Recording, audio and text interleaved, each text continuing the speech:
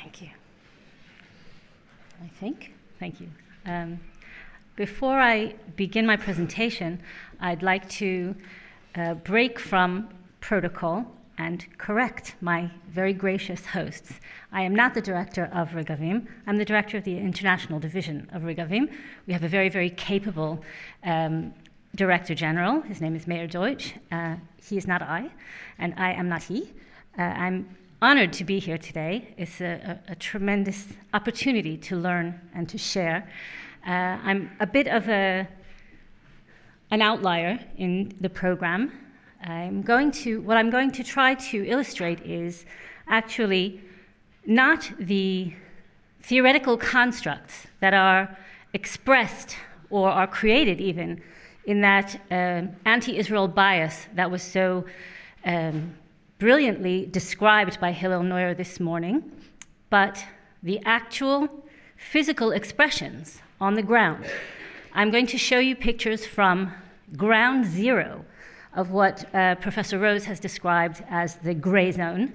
I'm going to show you actual data, pictures of how the bias is expressed. Regavim is a fieldwork-based legal organization, which means that we collect data, we document violations of Israel's sovereignty and Israel's law and international law, and we use that as the bedrock or the foundations for moving forward within the legal framework, examining the legal paradigms that we've begun to understand today that rule this territory. And I'm going to show you some of the things that we find and that serve us to prepare a legal case in defense of Israel's rights. So, we're going to talk about activities in Judea and Samaria since the Oslo Accords, and I'm going to show you a series of maps and then images to try to illustrate what is happening in what should be a static territory and is actually quite the opposite. So I hope that we're going in the right direction here. Apparently we are not. I've called this presentation The Quietest Front.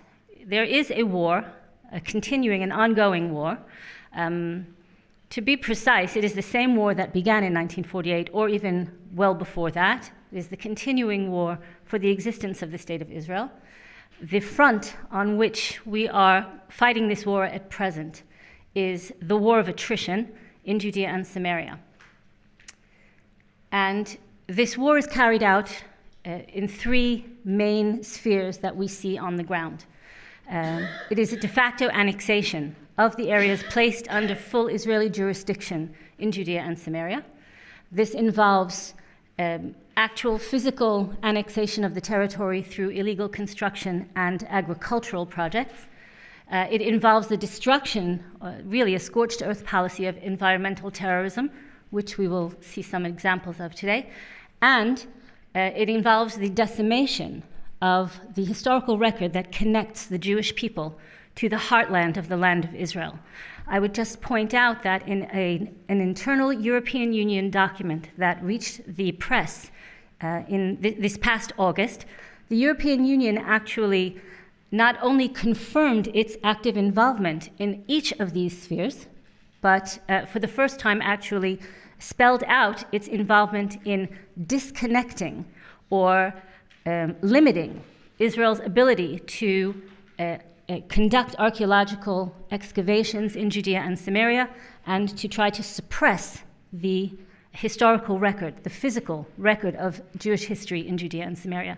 This is shocking, doesn't exist anywhere else in the world, and we will see some examples of this phenomenon that we've found. So just to give you some background, this is Judea and Samaria. This is the West Bank. This is the whole territory, 5.8 million dunams.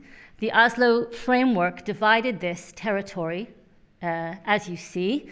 The pink areas are A and B together, placed all civilian matters under Palestinian Authority control, created the Palestinian Authority essentially, and then gave it control over civilian affairs in these areas.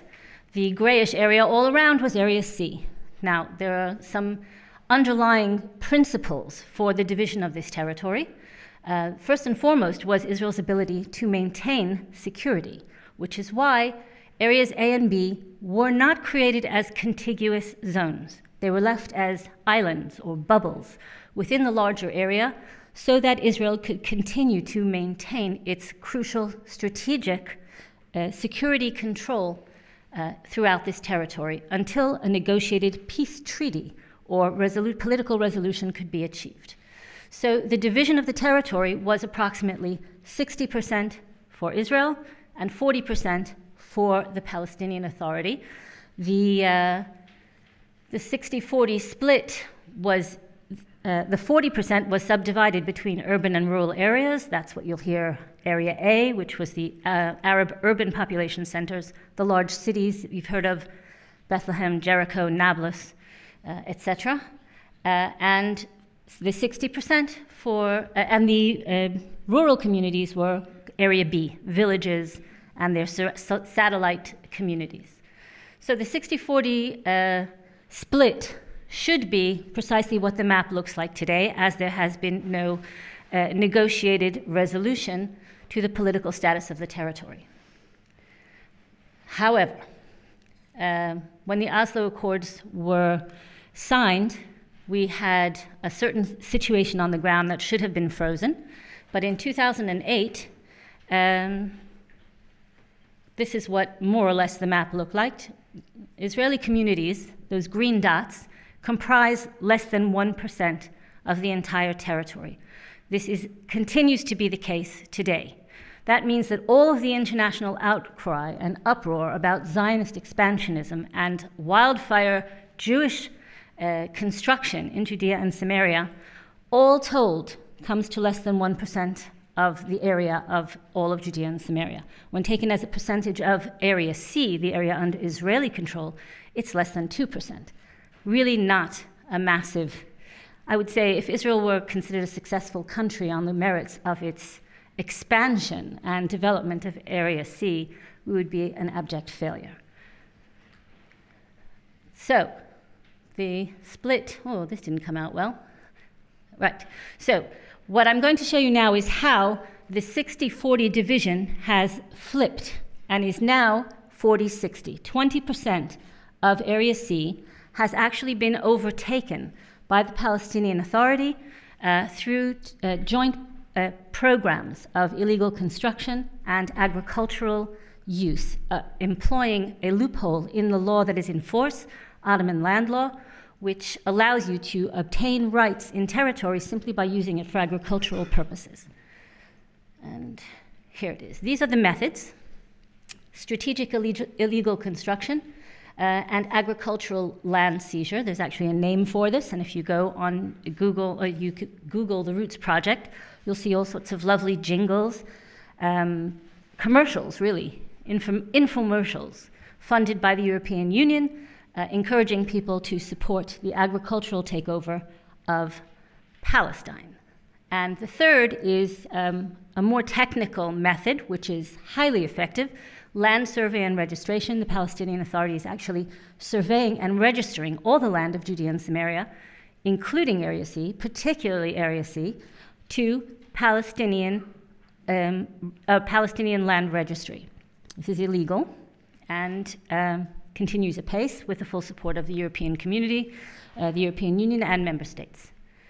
So, in 2008, essentially, the map began to change drastically with the launch of the Fayad plan. The Prime Minister of the Palestinian Authority, Salam Fayad, announced in 2008 that the Oslo framework was over, would be abandoned, and because it would not bring the Palestinians the state they deserved, and therefore the new policy would be one of unilateral de facto creation of a Palestinian state on all of the territory of Judea and Samaria. This completely not only violates the spirit of the Oslo Accords, but the law, the Oslo Accords being the only existing legal framework at this point.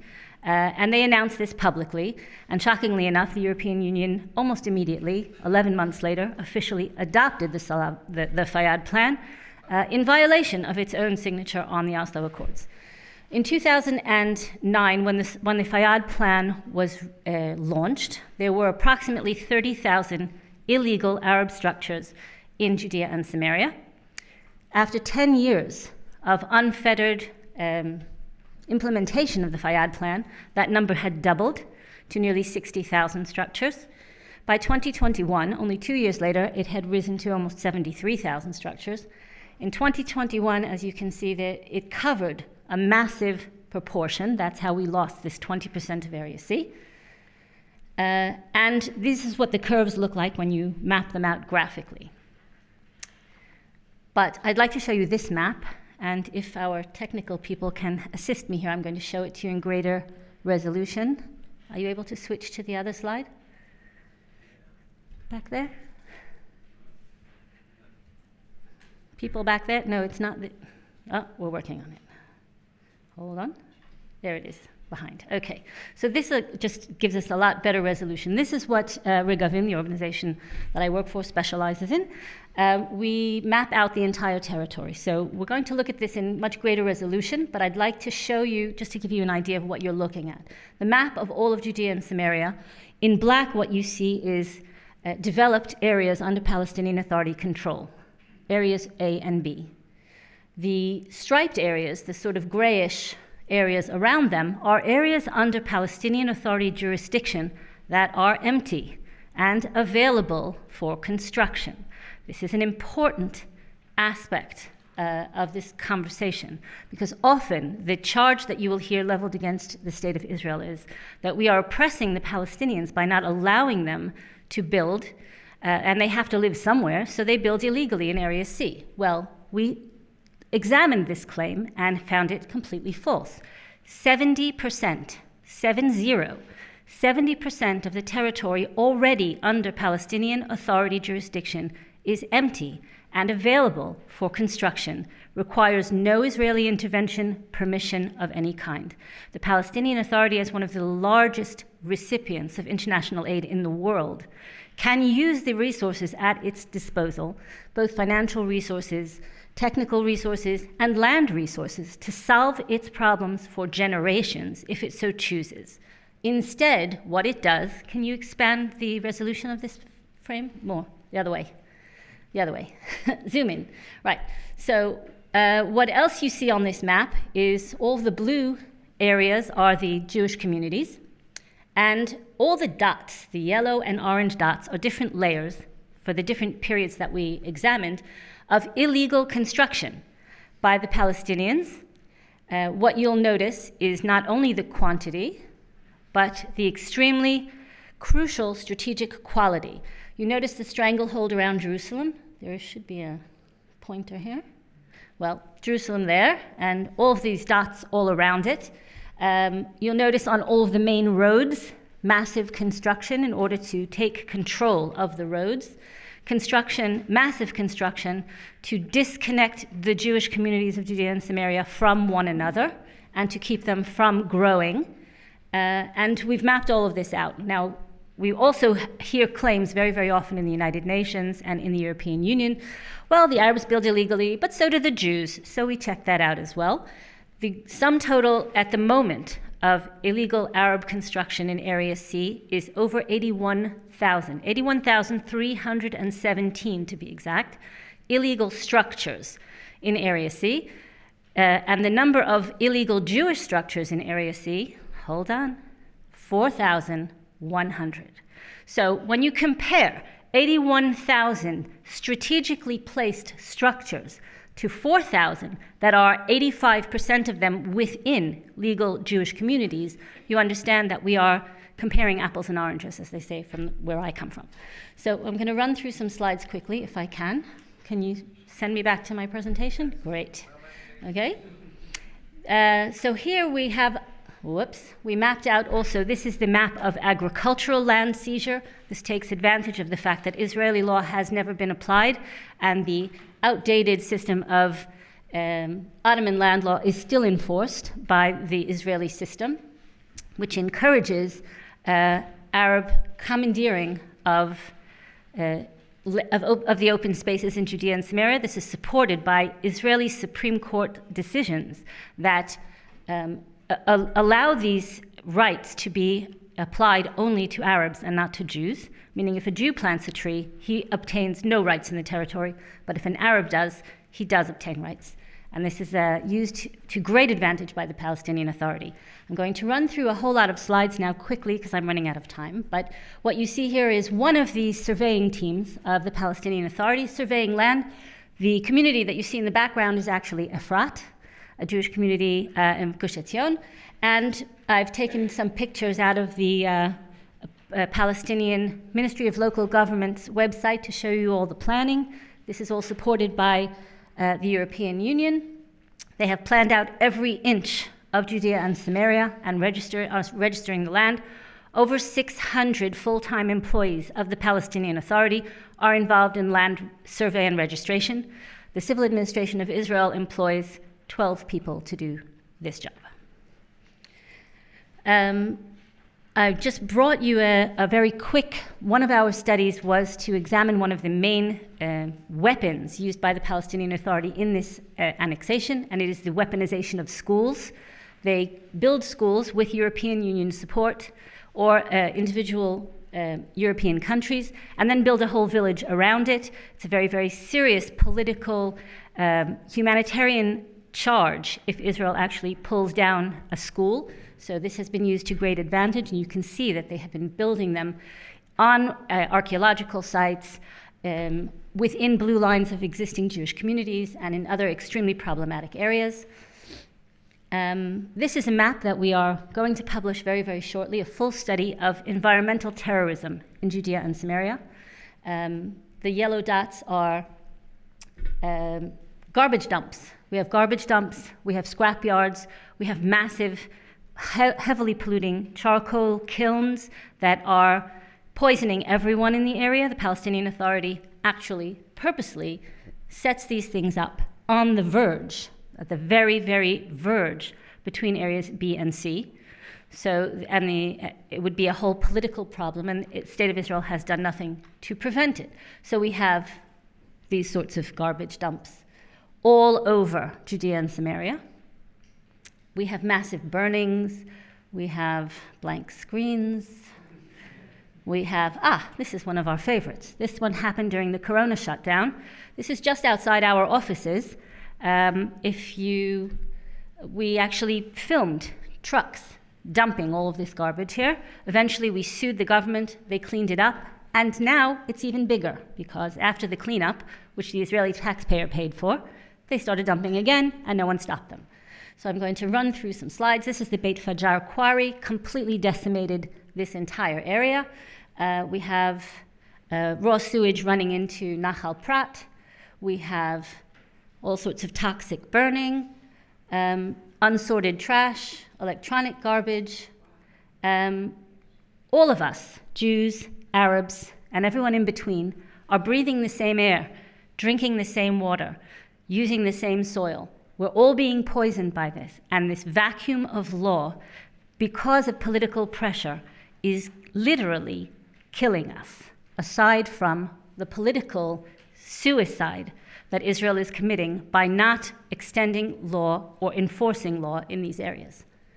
So I'll just depress you a little more before this is actually built on one of the most important archaeological sites in the Middle East. It's built on one of the Hasmonean fortresses in the Judean desert. Some archaeological decimation. This is the largest necropolis in the Middle East, just outside Jericho. Why I have so many blank slides, I don't know. But yeah, I will not depress you further. I depress myself every day. I just want to leave you with one thought. The State of Israel essentially created this situation by making political decisions or refraining from making political decisions because of international pressure. The same way that we allowed this situation to arise, we can and must correct it. The State of Israel is a sovereign nation, a Jewish and democratic state with equal rights under the law and should use those rights to stop all of these things that we've seen here today without batting an eyelash. We have every right, we have the rights, and we do also have the abilities. So keep that in mind when you see these depressing photos. Thank you.